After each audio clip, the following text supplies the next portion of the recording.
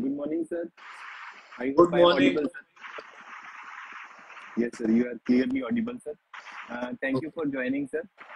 And I welcome you on behalf of all our followers and all our audience members who are joining us today for this discussion on International Standard Summit. First of all, to all my friends and those who are following BIS for long, um, we are here today to discuss International Standard Summit, which is an upcoming international event. And we have with us from the organizing team, Chandan sir, who is leading the team to organize this International Standard Summit 2024. And sir, in the beginning, I would like to request you that you please brief us about the event.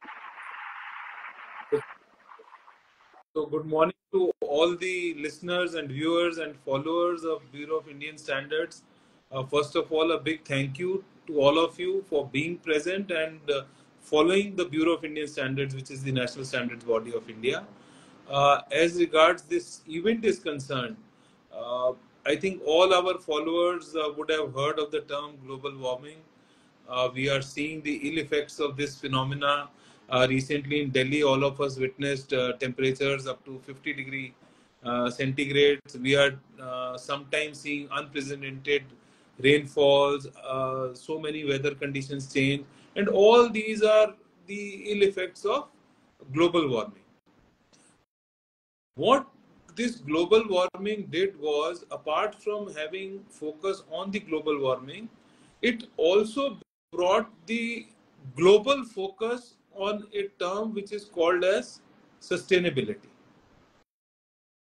If I can explain sustainability in very easy terms to all our followers, it means that whatever resources we are using today, we should use it in such a manner that our future generations do not suffer because of what we are doing today. And this focus brought us together at the international level also. Organizations like UN got together and they came out with what we are called as Sustainability Development Goals, SDGs. So there are 7 sustainable development goals in 17 sustainable development goals in all, and one of them, the goal number 7, talks about clean and affordable energy. So energy is a very important component of whatever is being discussed today the world over. And this event that we are organizing on 4th and 5th of July at Bengaluru is an international event which we are jointly organizing with the CII, which is an industry body, prominent industry body in India. And we will be focusing on the policy initiatives that have been taken in the energy sector, not only in India, but also outside, and how standards can support these initiatives culminating into the desired outcomes. So this is the event which is all about. Thank you sir, आपने detail में बताया हमें कि international summit है, बहुत सारी संस्थाएं साथ मिलकर आ रही हैं और जो आज का जो मोस्ट क्रिटिकल एक इशू है ग्लोबल वार्मिंग का और उससे जुड़े हुए जितने भी वैल्यू हैं उन सब पे चर्चा की जाएगी। तो हम लोगों को उम्मीद है कि इस तरह के इवेंट से ही नई चीजें निकल कर सामने आती हैं और नए सॉल्यूशंस का भी हमें पता चलता है। तो सर थोड़ा प्रकाश डालेंगे कि किस किस तरह की ऑर्गेनाइजेशंस हैं जो इसमें पार्टिसिपेट कर रहे हैं और नेशनल और इंटरनेशनल बॉडीज जो बड़ी हैं प्रोमिनेंट, जरा उनके बारे में सर।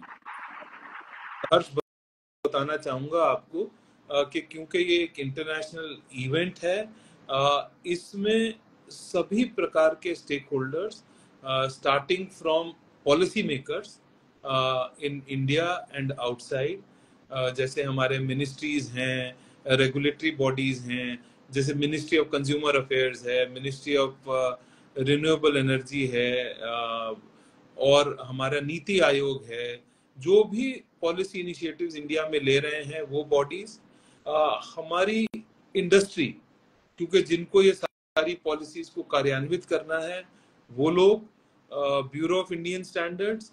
इंटरनेशनल बॉडीज में दो बड़ी इंटरनेशनल ऑर्गेनाइजेशन हैं जो स्टैंडर्डाइजेशन पे काम करती हैं, और हमारे फॉलोअर्स वो जानते होंगे, आईएसओ और आईईसी। तो इनकी जो टॉप लीडरशिप है वो भी हमारे साथ इस इवेंट पे जुड़ेगी, और energy experts from all over the world, places like European commission, Japan, middle east, USA, Australia, तो इन सभी जगह से जो एक्सपर्ट्स हैं, एनर्जी एक्सपर्ट्स हैं, पॉलिसी मेकर्स हैं, वो इस इवेंट में हमारे साथ जुड़ेंगे और चर्चा करेंगे कि भारत में और बाहर किस तरह के पॉलिसी इनिशिएटिव्स लिए जा रहे हैं इस सेक्टर में, और स्टैंडर्ड्स इनको किस तरह से सपोर्ट करते हैं। तो ये 2 दिन का इवेंट है जिसमें हमने 7 डिफरेंट सेशंस रखे हैं अलग अलग टॉपिक पर।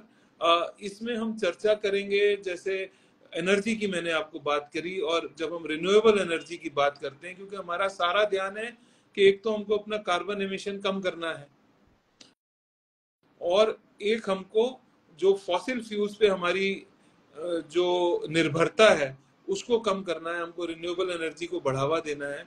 और जब हम रिन्यूएबल एनर्जी की बात करते हैं तो हम सोलर एनर्जी की बात करते हैं, हम विंड एनर्जी की बात करते हैं, हम टाइडल एनर्जी की बात करते हैं, आजकल बहुत चर्चा में है ग्रीन हाइड्रोजन, उसकी बात करते हैं। तो इन सभी विषयों पर इस इवेंट पर चर्चा होगी। Thank you sir. आपने बहुत डिटेल में हमें बताया कि किस तरह से इंटरनेशनल जो बॉडीज हैं, और मेरे ख्याल से जैसा आपने बताया, जितनी भी इंटरनेशनल बॉडीज, जो प्रोमिनेंट बॉडीज हैं जो इस दिशा में काम कर रही हैं, और जिनका से है इस दिशा में, और जिनके कामों से इस फील्ड पे या इस दिशा में सबसे ज्यादा इम्पैक्ट होता है ग्लोबली, जितने भी चीजें इस दिशा में हो रही हैं। सर, आगे बढ़ते हुए, जैसा कि अभी जो रिसेंटली इंडिया का स्टैंड भी है COP26 कि इंडिया चाहता है कि 50% of its energy requirement should come from renewable energy, तो उसको लेकर भी मेरे ख्याल से ये बहुत बड़ा कंट्रीब्यूशन BIS की तरफ से होगा कि इतनी बड़ी बॉडी को साथ लेके 2024 में हम इकट्ठा एक जगह पे कर रहे हैं और इस चीज की चर्चा कर रहे हैं। इसमें सर जो बॉडीज आ रही हैं, क्या आप बता सकते हैं कि किस तरह से ये प्लान ऑफ एक्शन क्या होता है? जब ये डिस्कशन होगा तो इसके कुछ आउटकम्स होंगे, तो उस पर क्या कंट्रीज अपना कुछ स्टैंड लेती हैं? जैसे हमने भी अपने देश में बहुत सारे इनिशिएटिव्स लिए हैं, हमने बहुत एम्बिशियस टारगेट हमारे सेटअप किए, और ये कहीं से नहीं, हमारी टॉप लीडरशिप से, honourable prime minister himself has made this commitment which is known as the Panchamrit commitment which he made during the COP26। और उसमें सबसे बड़ा टारगेट है कि हमको 500 गीगावाट रिन्यूएबल एनर्जी कैपेसिटी बना लेनी है अपनी 2030 तक। आपने भी जैसे कहा कि हमको 50% अपना रिन्यूएबल एनर्जी से ही 2030 तक रिक्वायरमेंट पूरा करना है। उसमें ये भी है कि 2070 तक हमको नेट जीरो हो जाना है, कि हमारा जो कार्बन एमिशन होता है, तो ये जब पॉलिसी इनिशिएटिव्स हैं, इसको सपोर्ट करने के लिए भी गवर्नमेंट ने बहुत सारे मिशन, नेशनल सोलर मिशन है, नेशनल हाइड्रोजन एनर्जी मिशन है, तो बहुत सारे मिशन भी इसमें काम कर रहे हैं। और जिस तरह से ये हमारे देश में हो रहा है, ये बाकी देशों में भी हो रहा है। तो सभी लोग अपनी अपनी तरह से जो उनकी कमिटमेंट है इन UN SDGs को अचीव करने की, उस पर काम कर रहे हैं। तो इस जो हमारा 2 दिन का इवेंट है, इन सभी पॉलिसी इनिशिएटिव्स पे चर्चा होगी। इस पे चर्चा होगी कि जो हमारे स्टैंडर्ड्स हैं वो किस तरह से इन पॉलिसीज को कार्यान्वित करने में अपनी मदद दे सकते हैं।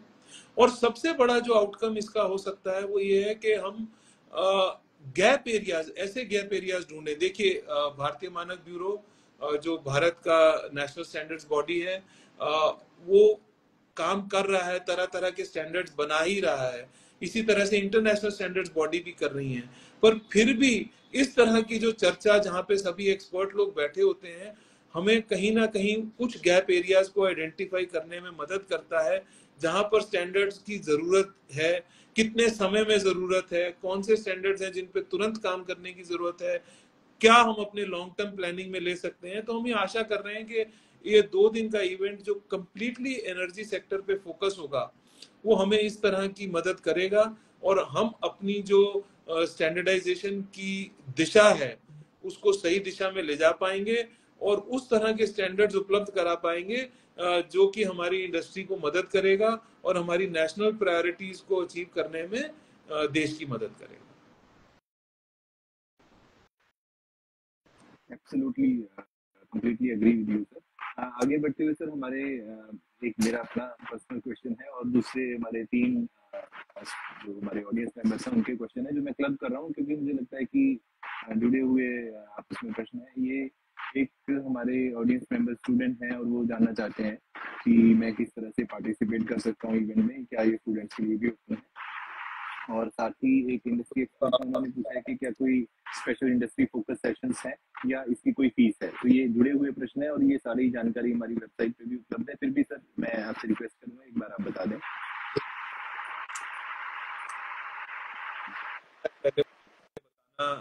भूल गया था, ये बेंगलोर में हो रहा है।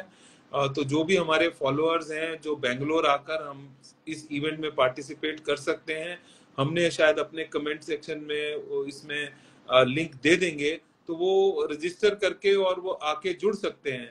पर हमारे बहुत सारे फॉलोअर्स हैं जो बेंगलोर में नहीं होंगे और वो भी इससे जुड़ना चाहेंगे, क्योंकि ये सभी के लिए बहुत अच्छा प्रोग्राम रहेगा इसको सुनना, इसको जुड़ना।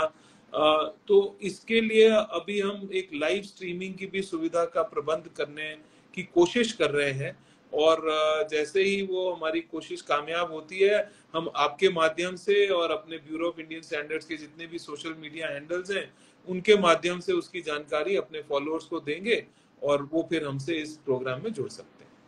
और जैसा आपने कहा कि क्या इसमें अलग अलग सेशन रहेंगे, तो जी हाँ, इसमें 2 दिन के प्रोग्राम में 7 डिफरेंट सेशन रहेंगे।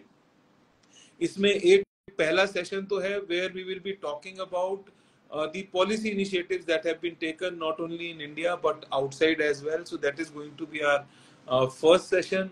The second session will be talking about globalization of energy sector and its impact on the international business. So that is going to be our second session. In the third session, we are going to be talking about how standards can enable the development in renewable and low carbon energy technologies. जो हमारे standards हैं वो किस तरह से इस area में innovation को भी मदद दे सकते हैं, हम उस पे चर्चा करेंगे। एक हमारा चौथा सेक्शन पूरा स्टैंडर्ड कैसे आज तक मदद करते आए हैं इनोवेट करने के लिए, तो इसमें हमने कुछ एंटरप्रेन्योर्स को बुलाया है जो एंटरप्रेन्योर्स इंडस्ट्री सेक्टर से आएंगे, who will be talking about how standards help them in innovating and bringing newer technologies in the market. तो उसकी चर्चा करेंगे। और स्टैंडर्डाइजेशन के साथ कंप्लायंसेस का भी जिक्र रहता है, तो कैसे हम स्टैंडर्ड्स और अपने जो कंप्लायंस मैकेनिज्म्स हैं उसमें नेट जीरो गोल्स को जो अचीव करने की क्या अपॉर्चुनिटीज और रिस्क्स हैं उसके बारे में चर्चा करेंगे। एक सेशन हमारा कंप्लीट, आजकल आप लोगों ने सुना होगा बहुत ग्रीन हाइड्रोजन के बारे में, तो ये ग्रीन हाइड्रोजन क्या है, इसमें से किस तरह का हमें बेनिफिट मिलने वाला है, किस तरह का स्टैंडर्ड्स अभी तक ऑलरेडी बन गए हैं या बन रहे हैं और इनमें से क्या गैप एरिया है जहां पर और स्टैंडर्ड बनाने की आवश्यकता है, इस पे चर्चा करेंगे हम। एक कंप्लीट सेशन में हम इसके बारे में चर्चा करेंगे। और लास्ट में एक बहुत इंटरेस्टिंग, आपके स्टूडेंट्स, आपके फॉलोअर्स हैं, उन्होंने चर्चा करी, तो last session in this is a very interesting session where we are getting together the prominent academic institutions in India, क्योंकि हमारे जो academic institutions हैं, हमारे IITs हैं, NITs हैं, Indian Institute of Science है, यहाँ पर बहुत तरह की रिसर्च शोध इन सभी एनर्जी सेक्टर्स में चल रहा है। तो उन्होंने वहां पर किस तरह की रिसर्च करी है और वो किस तरह से इस सेक्टर में मदद करेंगे, तो एक सेशन पूरा इसी बारे में है, where academicians will be presenting the research that they have done and what benefits can accrue from those results. So after all these sessions, we will have a concluding session where we will be talking about the key takeaways from these 2 days workshop. So that is how we have planned this workshop. My request to all the followers will be to join us during this workshop. If they can join it physically, we will be happier. But if they cannot join it physically, at least through our social media handles, they can follow this event. Thank you sir. कुछ और प्रश्न हैं हमारे followers के, वो भी हम लेते हैं। उससे पहले एक जो कॉमन जो अंडरस्टैंडिंग मुझे लग रहा है बहुत सारे लोगों ने कमेंट्स में पूछा हुआ है कि क्या इस तरह के जो समिट्स हम लोग जब करते हैं या इस तरह के इंटरनेशनल इवेंट्स करते हैं जिसमें बड़ी बड़ी ऑर्गेनाइजेशंस जो सिमिलर थॉट से चलती हैं और सिमिलर ऑब्जेक्टिव्स की तरफ बढ़ती हैं, जब वो इकट्ठा आते हैं, तो क्या एक जॉइंट डिस्कशन ना होके क्या कंट्रीज भी आपस में डिस्कशन कर पाएंगी क्या? क्योंकि जैसा इंडिया ने, आपने अभी बताया, बहुत सारी चीजें आपने बताया, इवन ग्रीन हाइड्रोजन की आपने बात की जो काफी फ्यूचरिस्टिक एक चीज है और बहुत प्रगति से, बहुत तेजी से हम लोग इस तरफ प्रगति कर रहे हैं। इंडिया जितनी प्रोग्रेस कर रहा है तो बहुत सारी कंट्रीज ऐसी हैं जो उतनी स्पीड से प्रोग्रेस नहीं कर पाती हैं इस दिशा में, चाहे कुछ भी उनके पर्सनल चैलेंजेस हों। तो क्या सपोर्ट शेयरिंग भी होता है? क्या ऐसा भी हो सकता है कि इस डिस्कशन से कोई दो कंट्रीज आपस में मिलकर कोई और अच्छा काम इस दिशा में कर ले? क्या ऐसा भी स्कोप रहता है? The very purpose of organizing an international summit is this only, so that we can know from each other what we are doing in our respective countries, learn from each other and collaborate. देखिए, जब international standard बनते हैं, हम तो national standard बनाते हैं जो India में यूज होते हैं, आईएसओ और आईसी के माध्यम से इंटरनेशनल स्टैंडर्ड बनते हैं, तो उसमें सभी की भागीदारी होती है। सभी कंट्रीज अपने अपने एक्सपर्ट, जिनके पास वो एक्सपर्टीज है, आपने ठीक कहा कि सब कंट्रीज के पास एक्सपर्टीज नहीं होती है कि वो स्टैंडर्ड्स की डेवलपमेंट में मदद कर सकें। भारत एक बहुत फॉर्चुनेट है हम लोग कि हमारे पास तरह तरह की एक्सपर्टीज अवेलेबल है और हम इंटरनेशनल फोरा में हमारे एक्सपर्ट्स का नाम है, वो पहचाने जाते हैं, अपने काम के थ्रू पहचाने जाते हैं और वो कोलैबोरेट करते हैं और कंट्रीब्यूट करते हैं इंटरनेशनल स्टैंडर्ड्स की डेवलपमेंट में। पर एक इंटरनेशनल स्टैंडर्ड जब बन जाता है, उसका इस्तेमाल सभी कंट्रीज कर सकती हैं, जो भी आईएसओ आईसी के मेंबर हैं। तो ऐसा नहीं है कि जो कंट्री समिट में नहीं आएगी उसको इसका लाभ नहीं मिलेगा। जब हम चर्चा करेंगे और सब इकट्ठा होकर एक इंटरनेशनल स्टैंडर्ड बनाएंगे, एक इंटरनेशनल पब्लिकेशन अवेलेबल होगा, तो सभी को इसका लाभ मिलेगा। और होता क्या है कि कई बार many countries do not also have the capacities to understand an international standard or implement an international standard. So countries like India, where we have our training facilities, capacity building initiatives, so we help these countries to understand these standards and build their capacities also, so that they can make use of these standards. So ये बहुत holistic view में इसको लेके चलना पड़ता है और तभी ये सब कारगर होता है। जी, थैंक यू सर। आपने बहुत डिटेल में हमें इंफॉर्मेशन दी। कुछ हमारे फॉलोअर्स हैं, उनके फिर से यही कमेंट्स आ रहे हैं कि किस तरह से पार्टिसिपेशन कर सकते हैं या कहाँ पे ऑर्गेनाइज हो रहा है। तो पहले ही सर ने बहुत डिटेल में बताया है, जो लोग बाद में ज्वाइन किया जिन लोगों ने, फिर से मैं एक बार रिपीट कर देता हूँ। जो सर ने बड़ी डिटेल में बताया कि इवेंट बेंगलोर में हो रहा है और इसके लिए रजिस्ट्रेशन का लिंक हम, जब ये हमारा लाइव इवेंट होगा तो जो वीडियो का हम पोस्ट करेंगे उसके कमेंट सेक्शन में हम, जैसा सर ने अभी बताया, हम उसका रजिस्ट्रेशन लिंक भी दे देंगे, तो आप ज्वाइन कर सकते हैं इस इवेंट को और जो भी सेशन आपको चलेंगे वो भी आप ज्वाइन कर सकते हैं। इसके साथ ही सर आगे बढ़ते हुए यदि हम जानकारी आपसे थोड़ा और चाहें, यदि आप अपना थोड़ा और समय दे पाएँ, कि जो इसके इवेंट की, बिकॉज आपने बताया कि इतनी बड़ी एजेंसी इसमें पार्टिसिपेट कर रही हैं, तो उनके एक्सपर्ट्स प्रतिनिधि बनकर इसमें आने वाले हैं, तो किस तरह के चैलेंजेस आपने फेस किए हैं या किस तरह की कोई नई लर्निंग्स या कुछ अगर आप शेयर करना चाहें तो आप प्लीज बताइए। देखिए, ऐसे इवेंट को जब भी करना पड़ता है तो पहले तो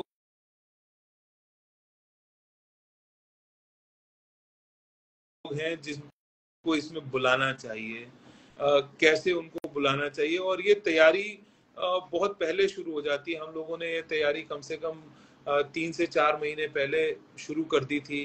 उनको तभी से बोलना शुरू कर दिया था। हमारे जो इंटरनेशनल गेस्ट आ रहे हैं, अगर हम उन्हें पूरा समय नहीं देंगे, 4-5 महीने नहीं पहले बताएंगे, तो उनको अपनी व्यस्तता में से समय निकाल कर यहाँ पर आना मुश्किल हो जाएगा। तो ये सारे चैलेंजेस रहते हैं, but bureau of Indian standards क्योंकि एक बड़ी ऑर्गेनाइजेशन है और समय समय पर इस तरह के कार्यक्रम करती रहती हैं, और हमारे साथ जो जुड़े हैं CII, वो इंडस्ट्री बॉडी है, कंट्री की एक बड़ी इंडस्ट्री बॉडी है, तो दोनों को ही एक इस तरह के प्रोग्राम करने का एक्सपीरियंस है, तो उसी के कारण ये सफल हो पाया। और मैं बहुत हर्ष हो रहा है मुझे बताते हुए कि हमने जब इसका रजिस्ट्रेशन ओपन किया था तो हम लोग सोच रहे थे कि लोग बाग ट्रैवल करेंगे कि नहीं, बेंगलोर आएंगे कि नहीं, but as of now the number of registrations have far exceeded our expectations, and we have now the last minute challenge of creating more facilities at the venue so that we can take care of all our visitors. So we are very hopeful that the event is going to be a very successful event. Of course sir, of course.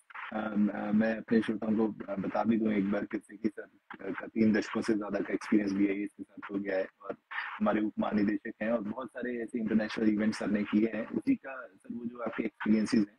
और हमें आपसे बात करके sir हर बार जब भी हम चाहे future space की बात हो, तो जो क्लैरिटी आप लेके आते हैं, जो स्टैंडर्ड्स के बारे में जब आप बात करते हैं, तो वो एक पता चलता है कि you are doing it with your interest, with that clear intent, और उसी से मेरे ख्याल से जो इवेंट्स हैं हमारे सक्सेस होते हैं, और सब लोग हर एक्सपर्टीज के लोग इससे जुड़ना चाहते हैं।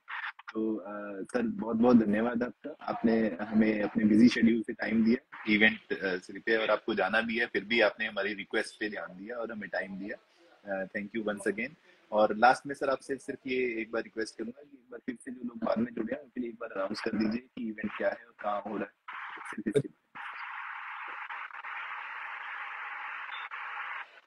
तो बेंगलोर में कर रहे हैं, वहां पर एक ताज यशवंतपुर करके होटल है जहां पर हमें वो सुविधा मिली कि हम इतने सारे लोगों को एक ही जगह पर इकट्ठा कर पाए।